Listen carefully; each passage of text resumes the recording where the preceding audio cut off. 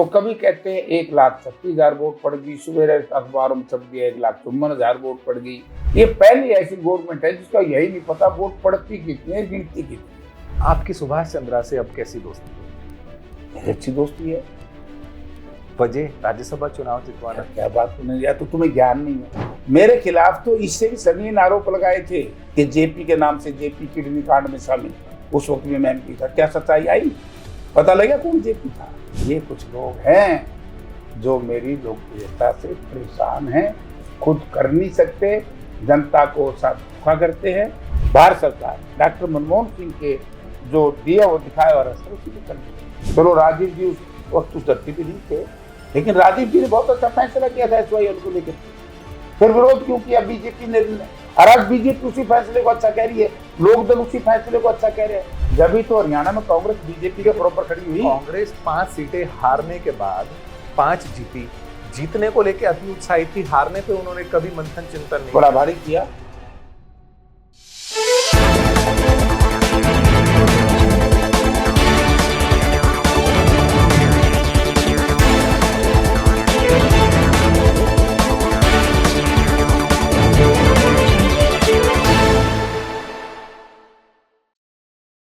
नमस्कार, क्वेश्चन और में आपका स्वागत है। आज हमारे साथ हरियाणा की एक ऐसी शख्सियत और ऐसे बेबाक नेता जो अपने बयानों से अक्सर सुर्खियों में रहते हैं। नाम है जयप्रकाश और मौजूदा समय में हिसार से लोकसभा सांसद हैं कांग्रेस पार्टी के।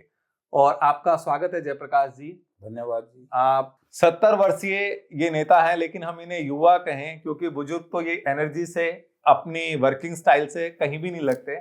तो आपसे जयप्रकाश जी पहला सवाल, आपने हाल ही में एक बयान दिया था जनवरी महीने में, ये जो लोकसभा की सीटें जीती 5, जिसमें आपकी भी सीट शामिल है, कि ये जो लोकसभा सीटें जीती गई हैं, इन जीत की वजह इनके पीछे भूपेंद्र सिंह हुड्डा है। अगर ये 5 सीटों की जीत की वजह भूपेंद्र सिंह हुड्डा है तो 5 सीटें हार की वजह क्या है और कौन वजह है, कौन लीडर उस हार की वजह? देखिए, मैं आज फिर दोबारा रवि जी दोहराना चाहता हूँ कि हमने लोकसभा के चुनाव के दौरान भूपेंद्र सिंह हुड्डा कांग्रेस पार्टी के नाम से वोट मांगे थे, और इसमें भी कोई दो राय नहीं। कुछ लोग इस तरह का चू चू चू चू करते हैं। भूपेंद्र सिंह हुड्डा जी और कांग्रेस पार्टी को अलग अलग थोड़े ही हैं। कांग्रेस पार्टी के नेता भूपेंद्र सिंह हुड्डा है, और पार्टी हमेशा ही अपने नेताओं में से जो चल सकता आगे बड़ा बनाती है, तभी तो फिर पार्टी का प्रचार और प्रसार होता है। तो 5 सीटें हम सब ने, मुझे एक मेंबर पार्लियामेंट ये बता दो कि हुड्डा साहब ये कहा हो कि भाई मैं हुड्डा को नहीं जानता, मेरा कोई संबंध नहीं है, आप मुझे वोट दो। समझ में? हुड्डा साहब के नाम के वोट मांगे।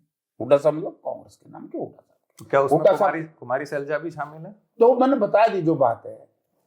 तो 5 सीट जो आपने कहा कि वे 5 हारी, अगर समय रहते पार्टी निर्णय ले लेती तो किरण चौधरी जी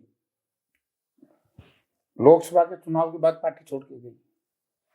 ये तो उसी वक्त जब राज्यसभा का चुनाव हुआ था और वोट क्रॉस हुई थी, आपको पता ही होगा। आएंगे, उस पर भी आएंगे। हाँ, तो उसी वक्त अगर पार्टी निर्णय ले लेती तो बहुत ही अच्छा होता।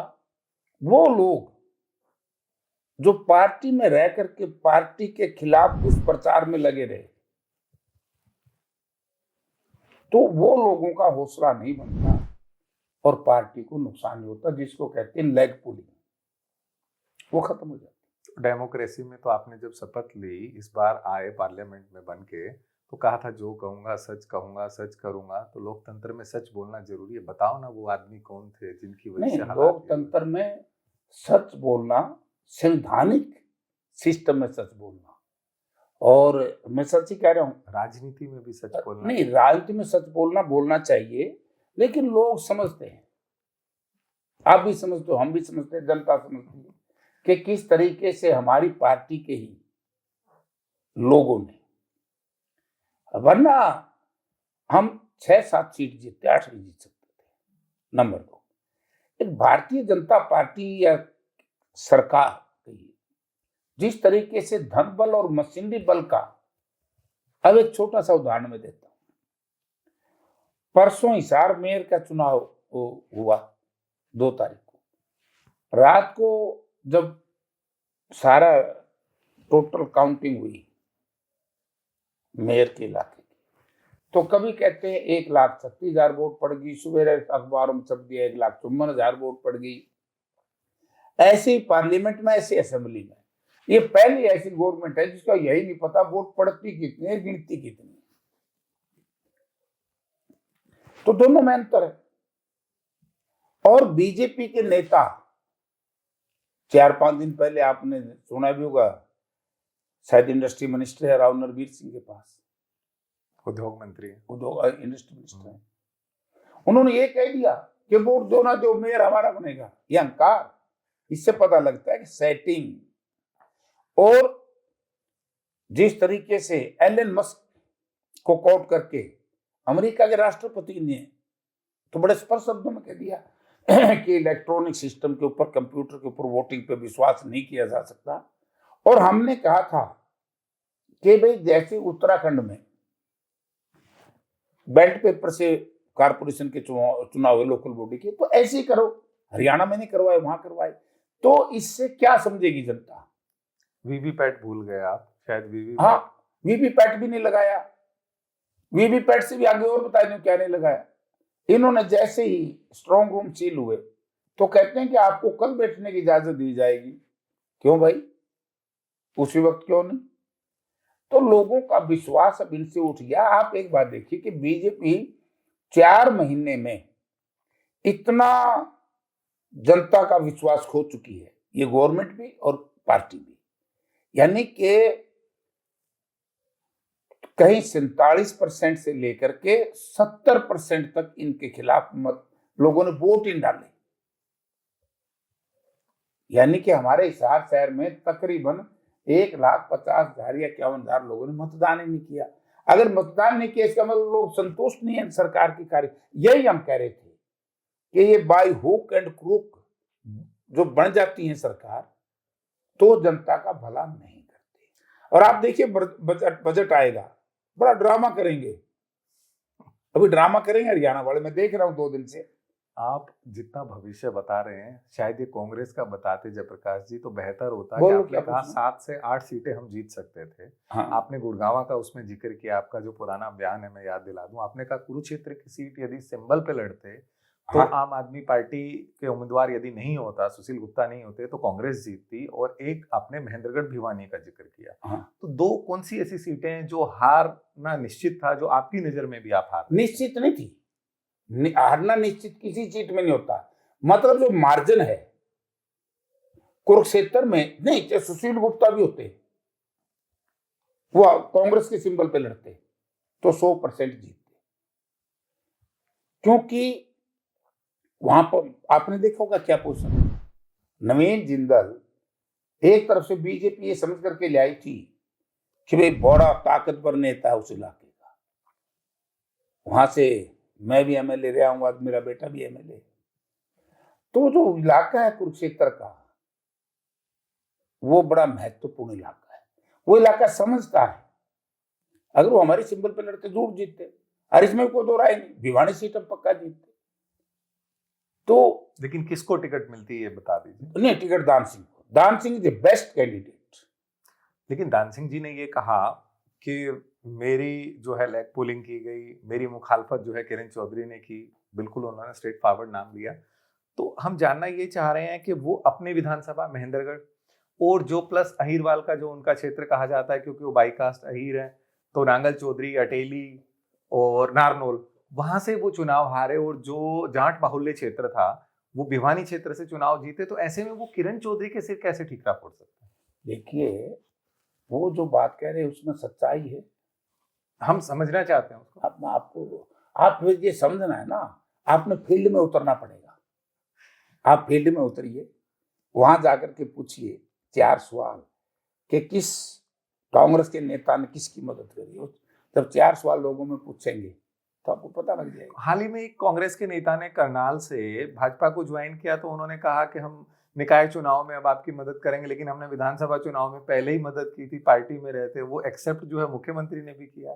तो मैं क्या कह रहा हूँ, तो आप अपने विवेचनों को क्यों नहीं संभाल रहे? इसकी दुहाई आप भाजपा को कैसे दे सकते ये हैं? पार्टी हाईकमांड ने संभालने चाहिए, मैं क्या संभालूं? आप भी एक सीनियर लीडर हैं, चौथी नहीं, बार सांसद हैं। हमने पार्टी को बता दिया है कि पीछे जो हो गया हो गया। हमारा एक कहावत है कि पेट वाले की इच्छा मत करो, गोदी वाले को संभालो। जो पीछे हो गया, जो आगे होना है उसकी कल्पना करो, उसके बारे में सोचेंगे। और हमने पार्टी शीर्ष नेतृत्व को सारी बातें बताई हैं कि जी देखो, उन लोगों से भी एक होता है डायरेक्ट, प्रत्यक्ष और अप्रत्यक्ष, ठीक है ना। तो बहुत से प्रत्यक्ष रूप से विरोध में थे, बहुत अप्रत्यक्ष रूप से। प्रत्यक्ष रूप से विरोधी हो गए बीजेपी के लोग, अप्रत्यक्ष रूप में वो लोग हो गए जिन्होंने देखिए पार्टी के लिए काम ना करना, ये भी एक विरोध है। पार्टी उम्मीदवारों के चुनाव में नहीं जाना, ये भी एक विरोध है पार्टी के खिलाफ, ये उस उम्मीदवार के खिलाफ। उम्मीदवार खड़े करना, अब पिछले दिनों एक लिस्ट आई,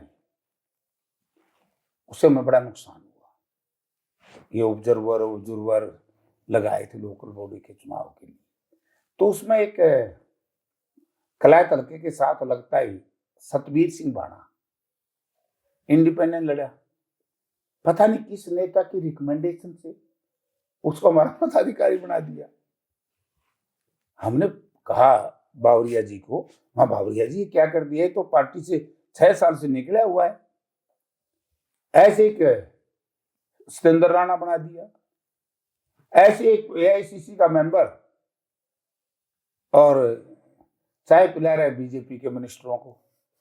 तो ये जो इस तरह का सिस्टम है, इससे हमने पार्टी से कहा है, अब निवेदन किया है पार्टी हाईकमांड से कि उन लोगों की भी जांच करो कि ऐसे लोगों को कौन पार्टी में स्थापित करने के प्रयास में है। लेकिन जयप्रकाश जी, इस पीड़ा से अकेले आप दुखी नहीं है, भाजपा भी दुखी है। और इस तरह के आरोप तो अनिल विज भी जो है वो चित्रा सावरकर के समर्थकों पे और बीजेपी में गले मिलते मुख्यमंत्री पे लगा चुके हैं। इसके अलावा भी लगता नहीं कि काम करने की बहुत ज्यादा जरूरत थी? पीसीसी अध्यक्षों की बात करें, चाहे वो अशोक तंवर की बात करें, कुमारी सैलजा की बात करें, उदय भान की बात करें, ये सिर्फ सिंबॉलिक रहे, इनकी चलने नहीं दी जाती। कौन ताकतें हैं जो इनको पूरी तरह से फ्रीडम के साथ काम नहीं करने देती? सबकी चलती है आगे, किसको कौन रोकता है? नहीं, किस तरह से चलती है? पार्टी विरोधी बयान जो है अक्सर नेताओं के आते हैं। फिर गलत है, पार्टी रोकनी चाहिए। यही मैंने खड़गे साहब से मिले थे, खड़गे साहब से भी मैंने यही निवेदन किया था। मैं पार्टी के हाईकमांड से, जो जितने भी पार्टी हाईकमांड में लोग, हम उनसे मिलेंगे, हम बताएंगे कि भाई किस तरीके से इन लोगों ने नुकसान किया है पार्टी का। और हम बता भी चुके हैं, पार्टी को पता भी है कौन किसके इशारे पर क्या कर रहा था, ये सब पार्टी हाईकमांड को पता है और जनता अब समझ चुकी है। देखिए, कुछ लोगों ने प्रयास किया था इस तरह का कि मैं साफ हो जाऊं और मैं आपको बदनाम कर दूं, लेकिन जनता में सारी चीजें आई जब देखा कि यही लोग क्या कर रहे थे। आप देखिए, हमारी पार्टी को नुकसान उसी दिन हो गया था जिस दिन उदय भान जी को पार्टी प्रेसिडेंट बनाया, और पार्टी के नेता ये कहें, बोला उदय भान से तो वो अच्छा था, तो इसका मतलब उदय भान के खिलाफ है। उदय भान जी तो कुछ थे नहीं, वो तो कार्यकर्ता थे। उनको प्रेसिडेंट तो मैडम आदरणीय सोनिया गांधी जी ने बनाया, तो उनका विरोध है। अगर उसी दिन पार्टी ये समझ जाती कि भाई कहां जा रही है गाड़ी, अब पार्टी समझी है, राहुल जी समझे हैं, खड़गे साहब भी समझे हैं, और अब देर हो गई, अब देर होगी। उस वक्त संभाल लेते, पैरेलल पार्टी चला दी। लेकिन सभी नेताओं को ये भ्रम था कि सरकार तो आ ही रही है, और इस भ्रम में, अति उत्साह में कहीं ना कहीं ये ओवर कॉन्फिडेंस ले हुआ। ओवर कॉन्फिडेंस कुछ नहीं था, धनबल। आपने देख तो लिया किस तरीके से इंडिपेंडेंट्स खड़े किए। ये पहली बार हुआ हरियाणा में, इतनी भारी मात्रा में इंडिपेंडेंट खड़े किए। कलायत में क्या खड़े कर दिए, गोला चीका में क्या खड़े कर दिए, आपके पुंडरी में क्या खड़े कर दिए। आप लोगों की क्या प्लानिंग थी फिर? हम भाई हमने जो हमारी पार्टी के बागी लोग थे उनको मनाने का प्रयास किया, लेकिन वो इस तरीके से किसी न किसी मामले को लेकर के इतने वो हो गए कि हम तो चुनाव लड़ेंगे। अब वो तो उनसे पूछो भाई क्यों है ऐसी बात। अक्सर एक कहावत है कि मैं अकेला चला था कारवां जुड़ गया, लेकिन 2005 से 14 तक जो कारवां था वो 14 से और 24 तक अकेले ही बच गए। राव इंद्रजीत पार्टी छोड़ गए, चौधरी वीरेंद्र अभी लौटे हैं, अवतार सिंह बढ़ाना पार्टी छोड़ गए, और कई तो ऐसे लौट आए उल्टे। नहीं, उसमें रमेश कौशिक थे जो पार्टी छोड़ गए, अरविंद शर्मा थे जो पार्टी छोड़ गए, और एक ही आदमी पे उन्होंने निशाना साध के पार्टी जो है वो छोड़ी, और उसमें अशोक तंवर हैं, हालांकि वो अब बाद में लौटे हैं। लेकिन ये जो खामियाजा है ये एक व्यक्ति विशेष पे निशाना साधते हुए पार्टी को भुगतना पड़ा, आप मानते हैं इस बात को? नहीं, देखिए आज भी अशोक तंवर जी आए, लेकिन ये वही अशोक तंवर है जो भैरू मंदिर पे इनके साथ क्या हुआ था। सुनो तो, अशोक तंवर जी आए तो हुड्डा साहब ने ज्वाइनिंग कराई ना, राहुल गांधी ने। राहुल जी तो हैं ही यार सब कुछ। राहुल जी तो हमारे हाईकमान है, शीर्ष नेतृत्व है, अब तो एलओपी भी है, पार्टी के प्रेसिडेंट भी हैं, और उनका संघर्ष भी है। सबसे बड़ी बात है राहुल जी का संघर्ष तो कराया राहुल जी के नेता। लेकिन हुड्डा साहब भी साथ थे ना, किसी ने ये क्या तो वीरेंद्र सिंह ने ज्वाइन किया, फिर ये जाते हैं। अब कौन से हुड्डा साहब हट के पीछे थे वो जिस दिन उन्होंने ज्वाइन किया, वीरेंद्र सिंह गए फिर वापिस आ गए। उनको ये लगा शायद अब कांग्रेस आ रही है, फिर कांग्रेस आ रही है, तो ये देखो कौन किस स्वार्थ में जाते वक्त क्या बोलता है, आते वक्त क्या बोलता है, इस पे लोगों ने सोचना पड़ेगा। हुड्डा साहब तो अभी यही है ना, जब हुड्डा साहब का नाम लेकर के छोड़ के गए तो फिर वापिस क्यों आए भाई? तो अब क्या लगता है कि पार्टी जो है वो लीडर ऑफ अपोजिशन नहीं चुन पाई है अभी तक, और भूपेंद्र सिंह हुड्डा जी जो है उसमें प्रबल दावेदार माने जा रहे थे। एक बार ताकत दिखाने के लिए 31 विधायक जो है 37 से वो उन्होंने अपने साथ इकट्ठा करके ताकत भी दिखाई पार्टी सुप्रीमो को। नहीं, ऐसा कोई पार्टी सुप्रीमो कुछ नहीं दिखाया। आप लोग यही तो एक दुष्प्रचार करते हैं, उस दुष्प्रचार का शिकार आप हो जाते हो। ऐसा कुछ नहीं है। मीटिंग हुई थी विधायक दल की जी, और जहां तक मुझे याद है आदरणीय अशोक गहलोत जी और आदरणीय अजय माकन जी जो हमारे मेंबर पार्लियामेंट भी हैं और ट्रेजरर भी हैं, और शायद कौन से मुझे एक्चुअली ध्यान में नहीं है, शायद बघेल साहब भी हैं। हाँ, former chief minister Chhattisgarh, former chief minister. तो इन लोगों ने एक एक एमएलए से पूछा था, उनकी अनुशंसा जानी थी, और इन्होंने अपनी रिपोर्ट, अपनी जो भी अनुशंसा किसकी क्या थी वो हाईकमांड को भेज दी। तो फिर शक्ति परीक्षण की कहां जरूरत थी? लेकिन बड़ी देर हो गई ना, कोई देर नहीं। ये तो वो लोग प्रचार करते हैं जो कमजोर प्रवृत्ति के। देर क्या होगी भाई?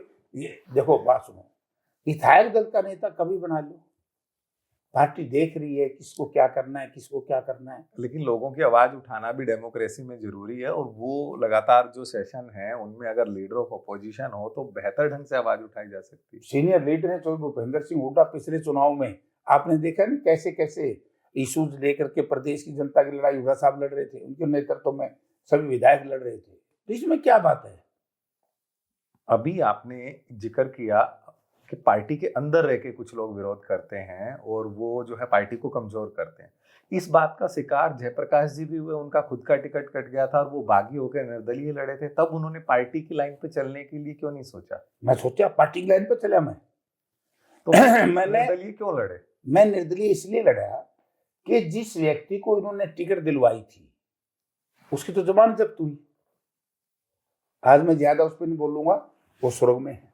लेकिन बेहतर होता आप उसका सपोर्ट करते तो वो जीत जाता ना, वो स्वीकार्य नहीं था, और उसका कैंडिडेचर लोगों ने रिजेक्ट कर दिया पहले दिन अनाउंस होते ही।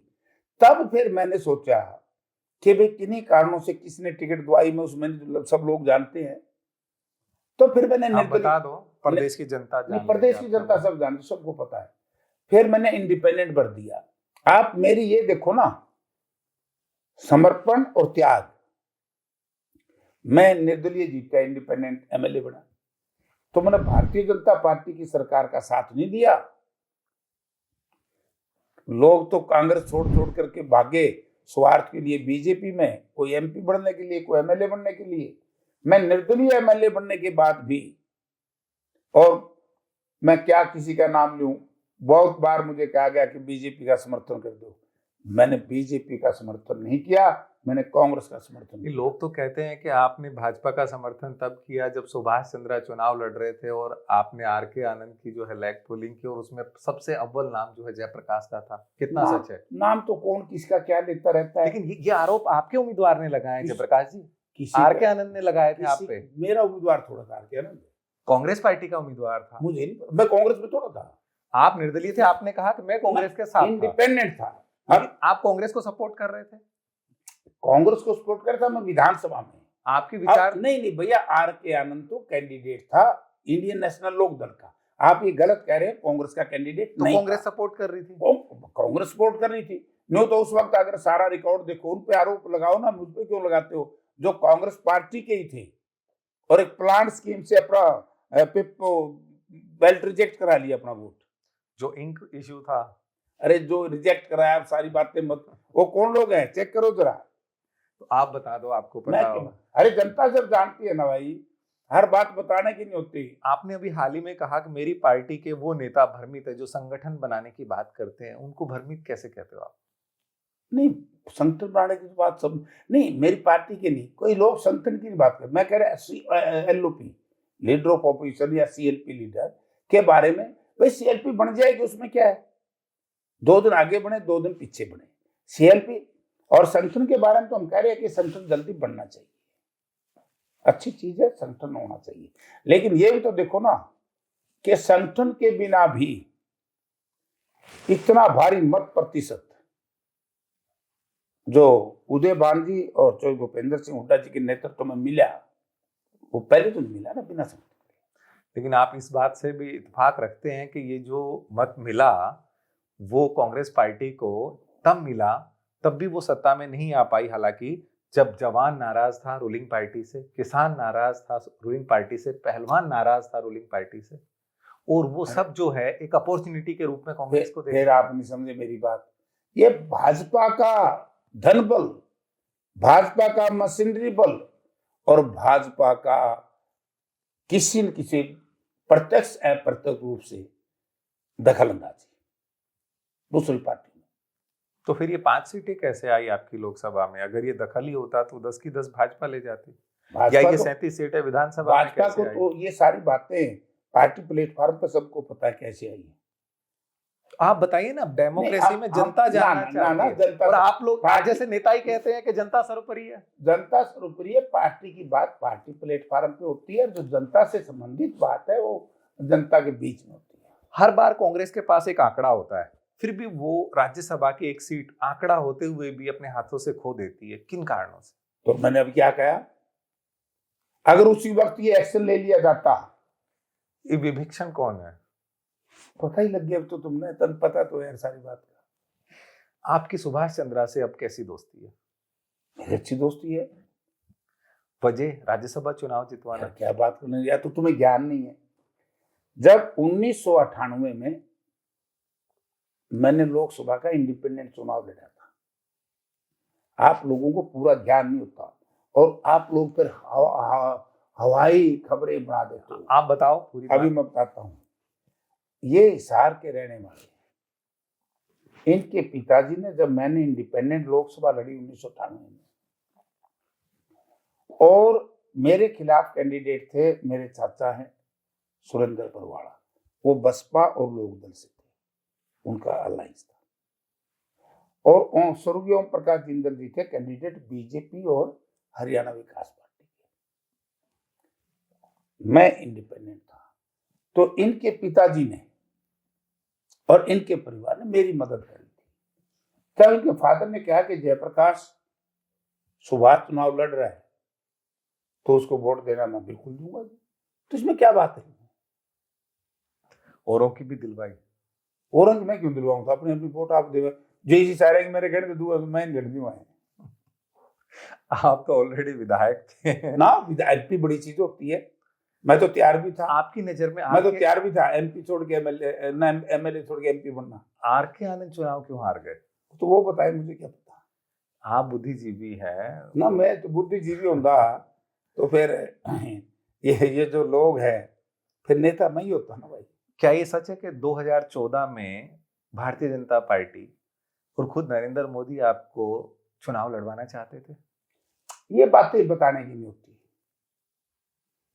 कौन क्या करना चाहता है, किसके किससे आपको संबंध है। निमंत्रण आया था भाजपा से? पता नहीं मेरे को कितनी बार आते हैं निमंत्रण, आते हैं। अरे मजबूत आदमी को आएंगे ना, तब उस दौर में आए थे। आएंगे कि नहीं आएंगे।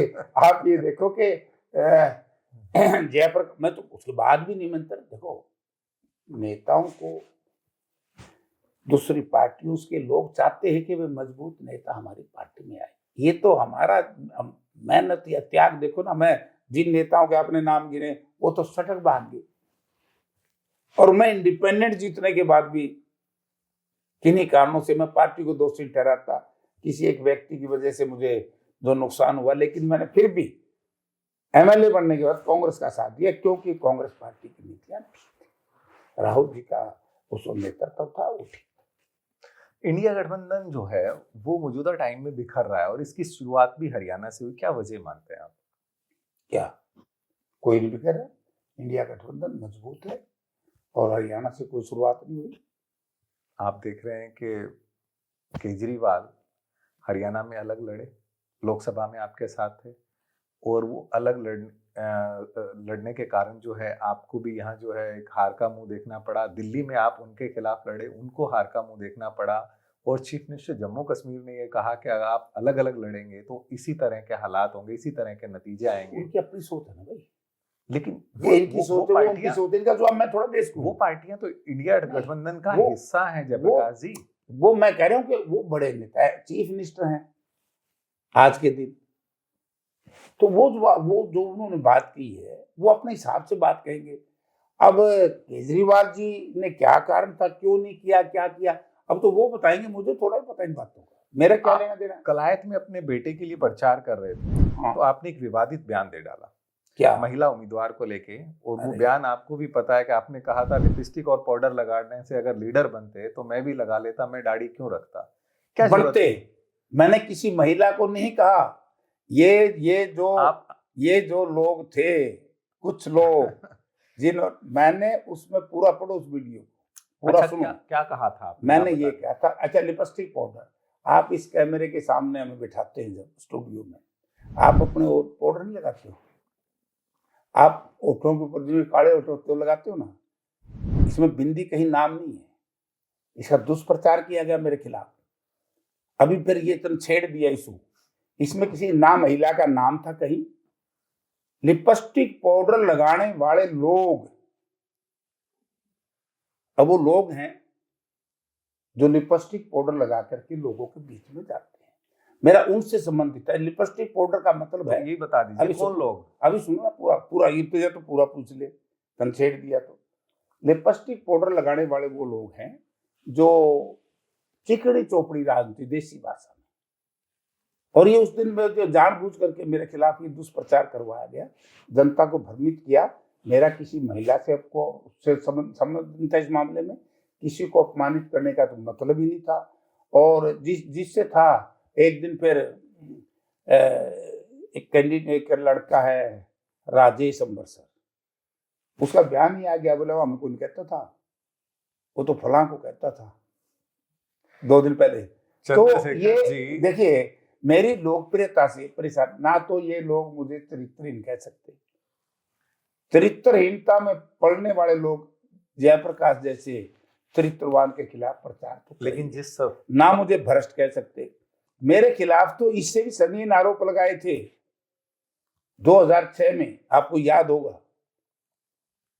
कि जेपी के नाम से, जेपी किडनी कांड में शामिल, उस वक्त में मैं एमपी था। क्या सच्चाई आई? पता लगा कौन जेपी था और कौन वो पुलिस अफसर थे, किन नेताओं के भाई थे, किस नेता का जीजा था। अजीब बात ये, गवर्नमेंट आपकी थी, आप कांग्रेस का हिस्सा थे, फिर भी सच सामने क्यों नहीं आया? आ गई, आपको मालूम नहीं है? और तो 2 रात में आ गई, जो आरोप लगाने वाले लोग थे उनके खिलाफ फिर एक्शन होना चाहिए था। और जो एक्शन हो जाते तो फिर ये रौला क्या पड़ता। लेकिन ये वो इनडायरेक्ट हो जाते हैं। जिस तरीके से जयप्रकाश फिर जी मैं कहूंगा, देखो एक सियाना आदमी कोई और बात निकलेगी। एक कई लोग चिकनी चौपड़ी बातें करते हैं, बहुत बड़ी आपको दिखाई देती है, अंदर से अधिक काला है। तो वो एक आरोप तो अभी पूरे तो कर लेंगे। बताइए बताइए। किडनी का आरोप मेरे ऊपर लगाया, मेरे खिलाफ एक प्रचार, ये मोबाइल फोन है, इसमें तार है क्या। 2009 में मेरे खिलाफ भी प्रचार किया, जेपी तार काट के टेलीफोन करे। आपके चैनल से जनता देख रही है, इसमें कोई वो जो बुद्धिमान आदमी, जनता को पता है किन किन लोगों ने किया, कौन कौन लोग था, वो सारे इकट्ठे होकर भी मुझे लोकसभा रहना चाहते थे, मेरे बेटे को विधानसभा रहना चाहते थे, कैंडिडेट भी खड़े किए, सब कुछ किया, उनको श्याम दाम दंड भेद सब लगाया। इसमें कई मोबाइल है, मोबाइल में तार है, अरे तार निकल जा चल रही हूँ। ये कुछ लोग हैं जो मेरी लोकप्रियता से परेशान हैं, खुद कर नहीं सकते, जनता को साथ धोखा करते हैं। और जयप्रकाश एक मेहनती आदमी है, मेहनत करके संघर्ष करके मैं यहाँ तक पहुंचा हूँ, वो फेल हो गए हैं, हम पास हो गए। जयप्रकाश जी जिस सफाई से जवाब देते हैं, चंद्रशेखर जी की गवर्नमेंट में ये पेट्रोलियम मिनिस्टर ना होके यदि डिप्लोमेटिक होते और जिस डिप्लोमेटी से आप जवाब देते तो सरकार के जो विदेशी ताकतों से संबंध थे वो बेहतर हो सकते थे। कहाँ से लाते हैं इतनी सफाई? हमारे तो थे, चंद्रशेखर जी तो बड़े महान आदमी थे। विवादों से आपके नाते में एक और आरोप आप पे, दीपेंद्र हुड्डा की रैली, आपने एक बुजुर्ग को जो है लात मारी, इस तरह का एक वीडियो वायरल हुआ था। ये भी सब ड्रामा इनका है। ये मैंने बताया ना कि अब आप ये देख लो कि ये लोग सारा मेरी वीडियो बनाते रहते हैं, इसका मतलब जयप्रकाश लोकप्रिय है। किसी भी व्यक्ति की, नेता की, कार्यकर्ता की लोकप्रियता किसी के इस तरह की छोटी हरकत करने से खराब नहीं होगी। कहीं ऐसा तो नहीं जयप्रकाश जी बदनाम होके नाम कर रहे हैं? क्यों? मैं बदनाम कैसे हूं? ये क्यों कर रहे हैं फिर ऐसा? मैं बदनाम कैसे हूं? बदनाम तो वो लोग हैं, ये जो लात बदनाम तो वो लोग हैं, लात मारने का बदनाम तो वो लोग हैं, परेशान वो लोग हैं जो अपने टारगेट को अचीव करने में असफल रह गए, परेशान है। जयप्रकाश तो कोई परेशान नहीं है। हमने ईमानदारी और सच्चाई की राजनीति की है। वो तो मेरा दोस्त है खास, जिसका चित्र इन्होंने दिखाया। अरे भाई, मणस की लुगाई बना दी, लुगाई की मणस। देखा नहीं आपने? एक दिन में क्या हुआ, मैं तो सोशल मीडिया चलाने जानता नहीं, ना फेसबुक चलाने जानता, मेरे को एक ने दिखाया, एक डिप्टी चीफ मिनिस्टर दोनों का एक फोटो आया था, एक आदमी बना दिया, एक औरत बना दी, मर कुकर बन दिया, बोले बन दिया। ये काम कर रहे हैं। सवालों की फहरिस्त में एक अगला सवाल, हिसार एयरपोर्ट की क्या स्थिति? आप वहां से सांसद हैं, आपने कहा कि वो एयरपोर्ट अब यहाँ नहीं बनेगा, वो जेवर में शिफ्ट हो गया और सरकार सिर्फ बहाने कर रही है। अभी मैं कह रहा हूँ कि हिसार में इंटरनेशनल एयरपोर्ट के लिए सरकार ने मना कर दिया। तो डोमेस्टिक बनेगा? नहीं, डोमेस्टिक बनेगा, कब बनेगा? अभी तो वो भी नहीं है, अभी तो अधूरा है। 3 बार वोट ले लिए और उद्घाटन कितनी बार?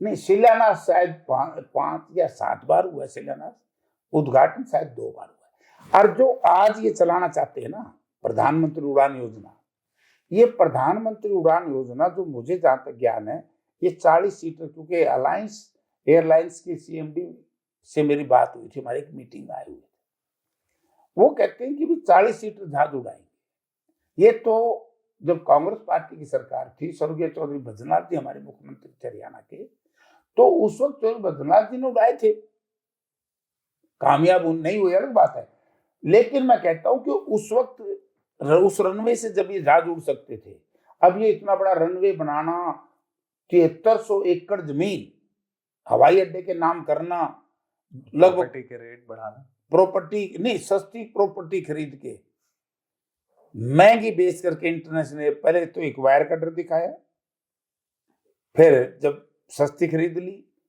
फिर कहा कि इंटरनेशनल एयरपोर्ट बनेगा दोबारा। पूरी बात बताइए, कौन लोग थे उसमें जो सस्ती खरीदने वाले? जो सरकार में और जो बेनिफिट ले गए, जो सरकार में लोग बैठे, ये लोग होते हैं।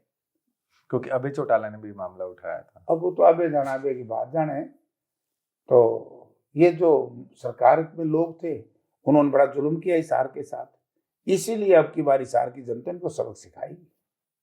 आपका ईवीएम पे किस तरह का आरोप है? अक्सर लोग कहते हैं कि ईवीएम की बैटरी फुल थी, काम नहीं कर रही थी, वीवीपैट नहीं था। एक बात समझो, ये बच्चों पे केस बनते हैं, ऑनलाइन पेपर होते हैं। अब आप बैठे हो मान लो बॉम्बे में, और कोई हैकर बोलते हैं उसको, बैठे यहाँ, आपकी स्क्रीनिंग हैक करके यहाँ से पेपर कर देता है, और आप वहां कुछ नहीं कर रहे, और वो एक्सेप्ट वहां होता है। तो इसमें संभव नहीं है, हैक तो यही हो सकती है। जयप्रकाश जी की मशीनें हैक हो जाती तो नतीजे क्या होते? फरार गंदे। तो वो क्यों नहीं हुई, या क्या बैलेंसिंग है? मतलब 2 लाख से जितना था जीत रहेगी सारी 65-66 हजार की, गड़बड़ तो ही है। 2 लाख की जीत थी 4 से, गड़बड़ तो हुई है। लेकिन अभी पता नहीं लगा। पता तो लग रहा है यार, तू जो सारी बात खुला होगा पता यार, ये दिन बताओ, ये ईमानदार हैं। और जब आप बात को गले तक लाके रोक क्यों जाते हैं? जब एलन मस्क के ऊपर पूरा विश्वास है आज की भारत सरकार में, ठीक है, और ट्रंप साहब हमारे मित्र हैं भारत के, ट्रंप साहब ने मना कर दिया भाई हम इस पे विश्वास नहीं करते, तो क्यों नहीं ऐलान करते हुए आगे से, चलो बहुत से गलती होगी, आगे से हम इस तरह का गलत काम नहीं करेंगे। हरियाणा की जो कांग्रेस है वो भाजपा से लड़ रही है, या कांग्रेस वर्सेस कांग्रेस हो रहा है? हम तो भाजपा से लड़ रहे हैं, कौन हमारे से लड़ रहा है उत्तम बिरंग में, मैं तो इससे लड़ रहा हूँ बीजेपी से, मैं किसी को कांग्रेसी से नहीं लड़ रहा, मेरा को मतलब। तब कौन कांग्रेस को नया पीसीसी कब तक मिलेगा? जो हरियाणा का हाईकमांड जाने, मेरा सौदा नहीं है। टेस्ट तो होगा, किसे चाहते हैं ना, मैं किसी नहीं चाहता, हाईकमांड जो फैसला करे। अभी आपके एक चहेते नेता का नाम चल रहा था, मैंने सुना कि आपकी उस पर नाराजगी है। मेरी किस पर नाराजगी, मैं राजी किस पे हूँ, क्यों किसी ने किया मेरा? आप कांग्रेस की यदि बात करें तो अब जो मौजूदा समय की बात है, तो लगता है नहीं कि नया पीसीसी अध्यक्ष जो है वो मिलना जो है, अगर समय से पहले तय हो जाता तो शायद निकाय चुनाव में उसको फायदा होता। कांग्रेस जो है विधानसभा चुनाव की हार के बाद भी सरवाइव नहीं कर पाई, उतना एक्टिव नजर नहीं आई निकाय चुनाव में। बड़ी एक्टिव थी, आप रिजल्ट देखना, हम कई मेयर के चुनाव जीतेंगे। फिर ईवीएम पे ठीकरा फोड़ेंगे बाद में। अरे ईवीएम तो एक घेर लीव की बार हमने, कैसे इतने पैरे देर लग रहे, लोग बैठे हैं बेचारे।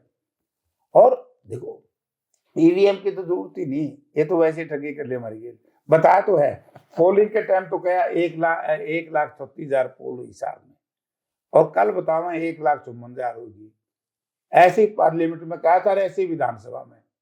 तो ये एक बताओ, पहली बार मैं देख रहा हूं कि जब चुनाव आयोग की वेबसाइट के ऊपर जो वोटिंग आ जाती है इतनी प्रतिशत इतने हो, फिर अगले दिन क्यों बढ़ता है?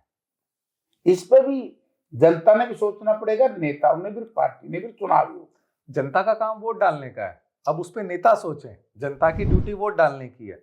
जनता ने न्यू सोचना पड़ेगा, तो फिर आप लोग क्या करेंगे? जनता ने इसलिए सोचना पड़ेगा भाई निकम्मे लोगों का साथ देने से नुकसान हुआ है, जैसे बीजेपी का साथ दे दिया तो नुकसान हो गया ना। तो आप दोनों बातें ना कहें। अब देखिए ना, आप मानते हैं हमारे हिसार में मेयर के चुनाव हुए, अब पार्षदों के चुनाव हुए, कारपोरेटर के।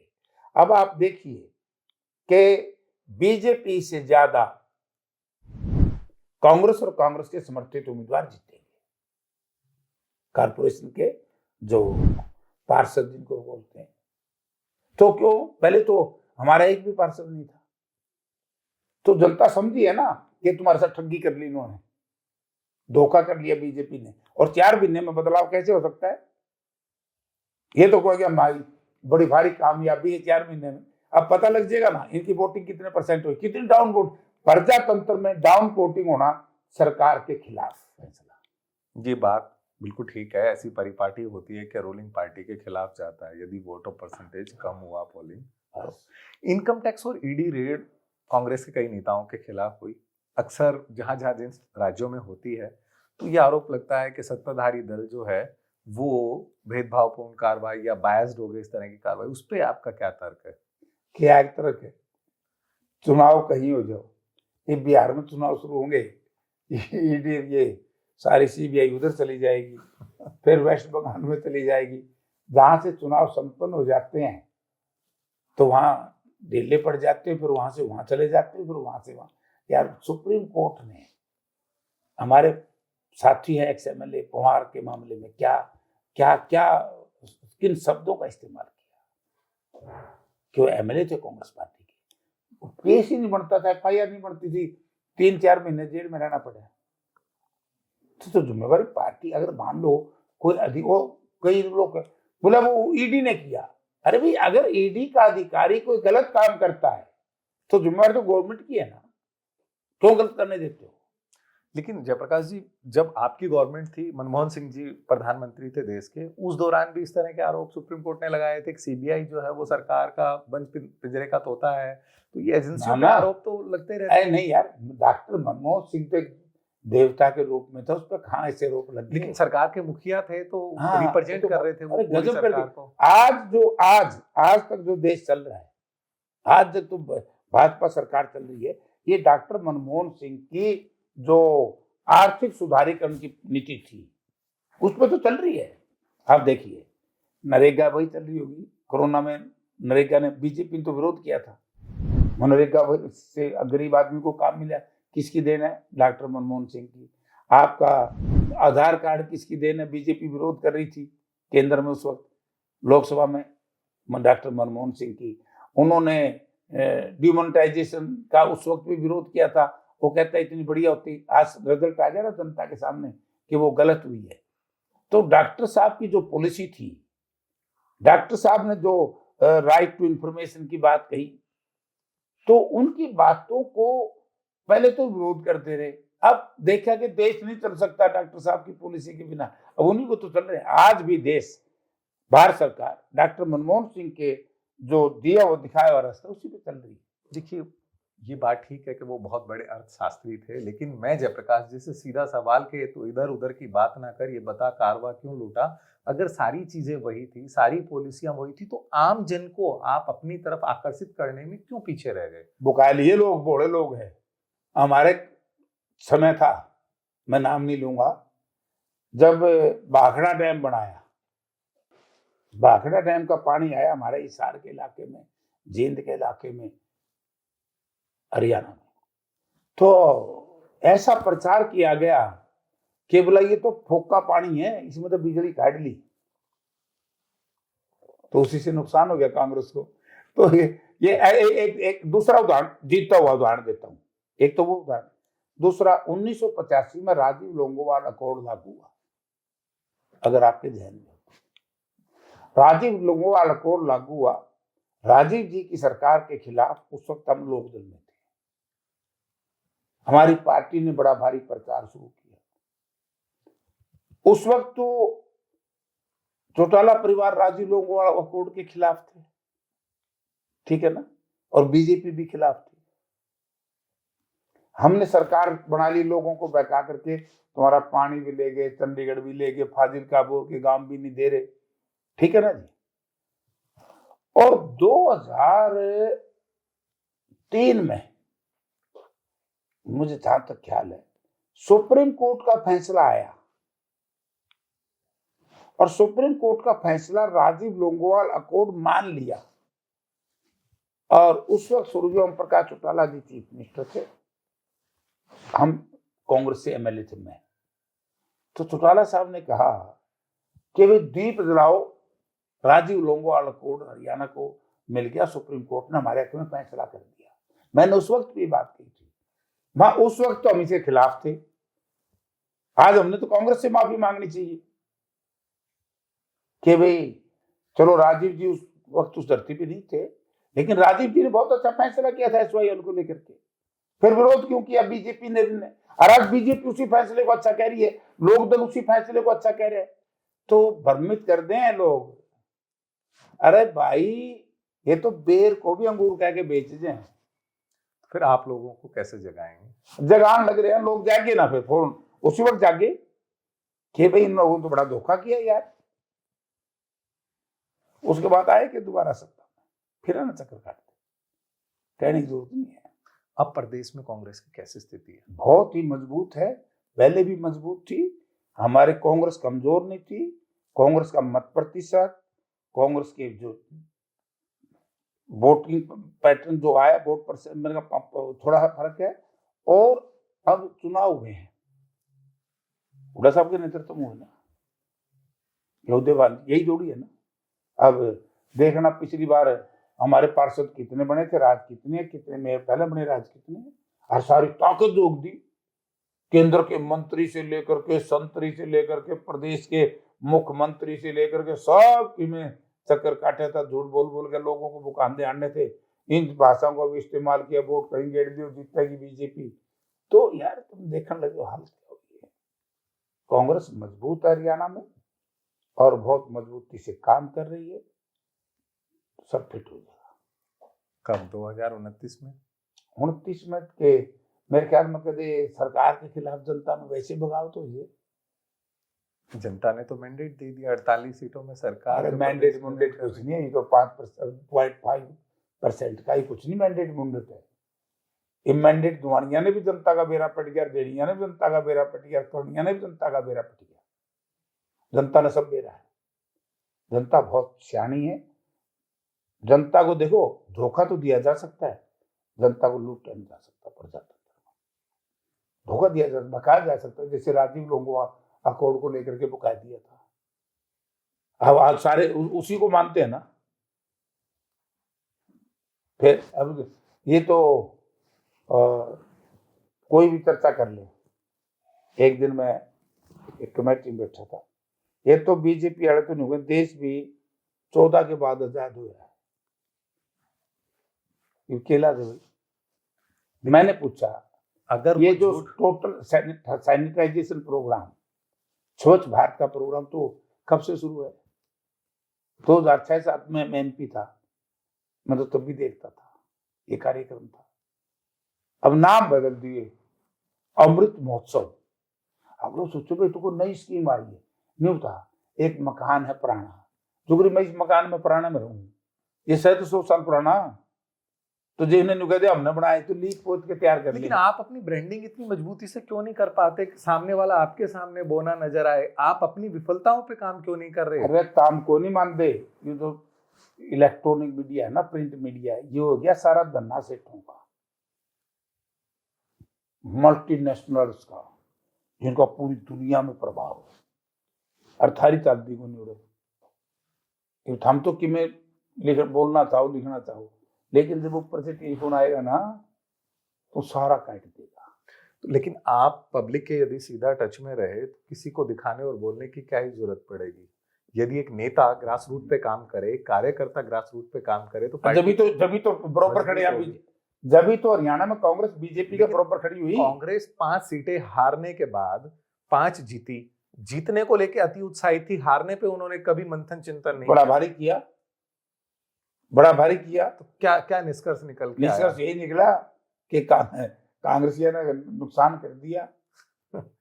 तो उन लोगों को जिन्होंने डैमेज किया, अब रहे को नहीं, अब तो अब उसके बाद जो है चीजें ठीक हो जाएंगी। लोकसभा के बाद विधानसभा, विधानसभा के बाद निकाय चुनाव। अभी देखो, काठ की अंडी बार बार नहीं चलती, धोखा बार बार नहीं होता। अब पार्टी हाईकमान को पता लग गया, जल्दी आपके सामने अच्छे रिजल्ट आएंगे। जयप्रकाश जी, सवालों के सिलसिले में यदि आगे बढ़ें, कई दिनों से एक मांग उठ रही है प्रदेश में, रोहतक को जो है राजधानी बनाना चाहिए। आप कितना सहमत हैं? नहीं, देखिए, जब तक हमारा चंडीगढ़ का फाजिल बोर्ड और पानी का फैसला नहीं हो लेता जी, तो चंडीगढ़ में हमारा हिस्सा है, हम उसको अगर छोड़ करके आएंगे तो हमारा अधूरा जो आंदोलन है, लड़ाई, वो अधूरी रह जाएगी।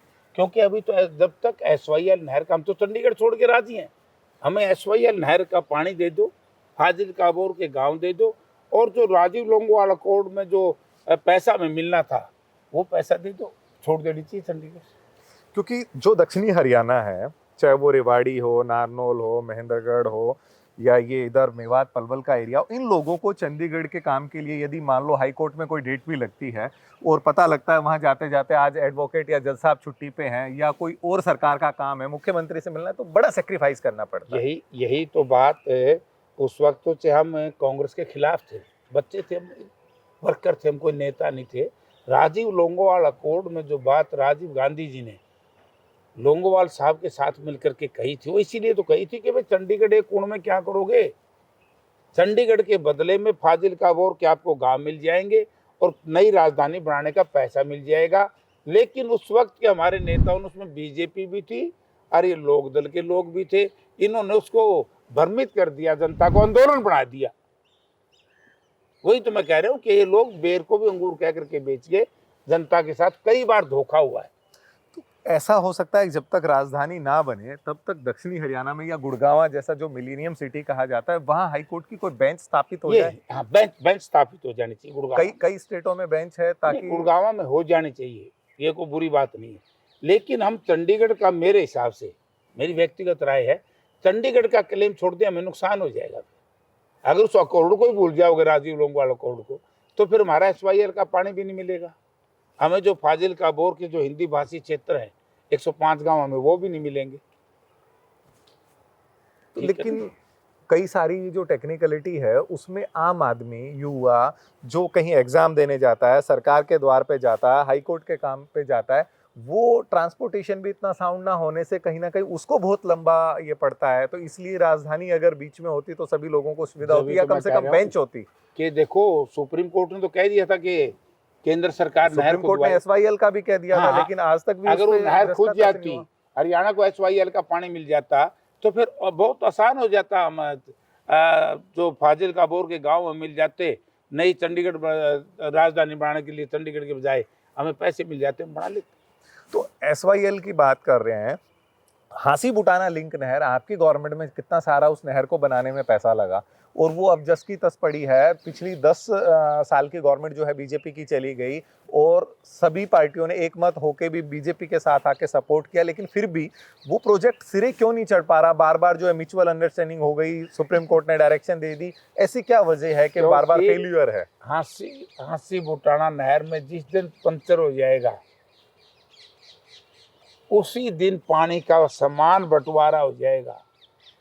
जो विशेष लोगों ने पंजाब के एक पार्टी के लोगों से मिलकर के ये स्टे करवाया हुआ है, और जिस दिन ये हो जाएगा उनका पानी घट जाएगा, और हमारा हिसार का, जींद का, हांसी का, भिवानी का, दक्षिण हरियाणा का पानी बढ़ जाएगा। सांसद जी, एक और सवाल इसी से जुड़ा हुआ कि हमारे हिस्से का पानी पंजाब ने रोक रखा है, और प्रदेश की जनता और तमाम पार्टियां रुकवा रखा है। वो ताकतें आप भी जानते हैं कि वो कौन ताकतें हैं, लेकिन मैं ये जानना चाहता हूं, जो पानी अभी फिलहाल मिल रहा है उसका समान बंटवारा प्रदेश में नहीं हो रहा। इसीलिए नहीं हो रहा। हांसी बुटाना लिंक नहर जो बनाई थी हुड्डा साहब ने, इसलिए बनाई थी ताकि समान बंटवारा, जो मौजूदा पानी है उसका बंटवारा हम कर दें, इसलिए इस नहर का निर्माण करवाया था। और इसके ऊपर स्टे जो करवाया है तो लोकदल ने और उस वक्त की पंजाब सरकार ने मिल करके करवाया। लेकिन आप इस बात से सहमत है कि हरियाणा में कुछ जिले ऐसे हैं जहां पीने के पानी की भी किल्लत है, और कुछ जिले ऐसे हैं जहां धान के लिए पानी जो है पर्याप्त मात्रा में है, तो उसका वितरण जो है वो ठीक से हो? ठीक नहीं है, पानी का समान बंटवारा होना चाहिए। सर, लगता है हांसी बुटाना जो है वो कभी ना कभी यदि हल हो जाए तो प्रदेश में विकास जो है वो अच्छा हो पाएगा, किसान जो है वो अपनी गति जो है ठीक से कर पाएंगे। बिल्कुल। एक अंतिम सवाल जयप्रकाश जी, विपक्ष के लोग जिन्हें आप कहते हैं, यानी कि अपोजिशन पार्टी आपकी भाजपा, उनके कई नेताओं के बयान आते हैं कि कांग्रेस के कई नेताओं के जो मुकदमे हैं वो अंडर ट्रायल हैं, वो अपना भविष्य जो है उज्जवल ना समझे, उनका भविष्य जेल में होगा, इस तरह के बयान आते हैं। देखिए, ये अंकार है, किसी भी व्यक्ति के ऊपर मुकदमा हो और कोई व्यक्ति ये कह दे कि अपना भविष्य उज्जवल ना देखे, क्यों भाई, क्यों? इसका मतलब ये मुकदमे उन्होंने कराए, सरकार ने कराए, इसका मतलब फैसला भी सरकार ही देगी, जेल भी सरकार की, तभी तो इनका अहंकारियों को अहंकार टूटेगा। तो ये थे जयप्रकाश जी, मेंबर ऑफ पार्लियामेंट हिसार, जिन्होंने बेहद बेबाकी से जवाब दिया। और बड़ी बात ये है कि इन्होंने बिल्कुल भी ये नहीं पूछा कि आप हमसे क्या पूछने वाले हैं, और निष्पक्ष तरीके से, चाहे वो इनके खिलाफ की बातें थी, इनके फेवर की बातें थी, इनके पार्टी प्लेटफॉर्म की बातें थी, वो बेबाकी से जवाब इन्होंने दिया। और बेहद खूबसूरती से अपने अंदाज में जिस तरह से बेबाक जाने जाते हैं, उस लहजे में जवाब देने के लिए जयप्रकाश जी आपका शुक्रिया। फिर मिलेंगे जल्दी किसी नई शख्सियत के साथ, तब तक के लिए नमस्कार।